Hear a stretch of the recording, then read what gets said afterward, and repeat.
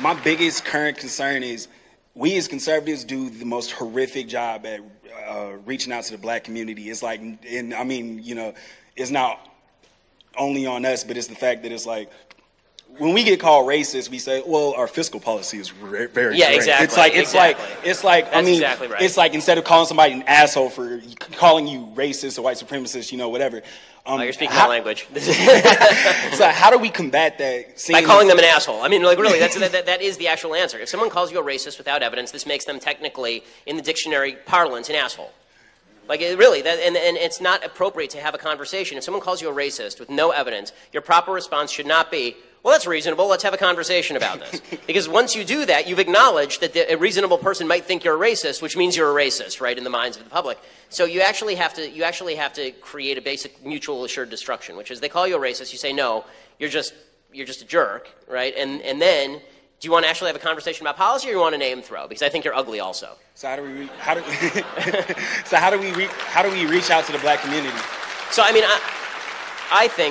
I think the way to reach out to the black community is the same way that you reach out to everybody, which is telling them the truth. I think the message to the black community should be, listen, America is not going to get in your way. And as I said before, we will stand with you every step of the way if someone is trying to get in your way, but you have to show me the person trying to get in your way. I think that we should be doing a better job as conservatives of going into inner cities and saying to kids, here is I actually would like to do this. Go into inner cities and set up a scholarship fund and say, if you get these grades, we will pay for your college. And major companies should do this. They should say, we'll pay for your college. You work for the company for 4 years.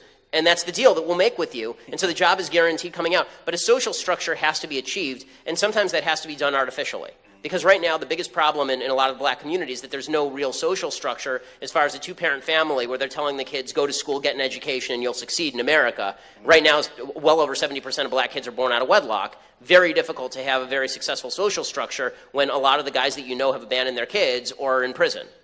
And that's an individual decision by a lot of bad people making a lot of bad decisions. So, you know, I think that the best thing that we as conservatives can do is not lecture to the black community about, you know, all the things that the black community does wrong, but we can say is, look, we can all sit here bitching and moaning about how the United States is a terrible place.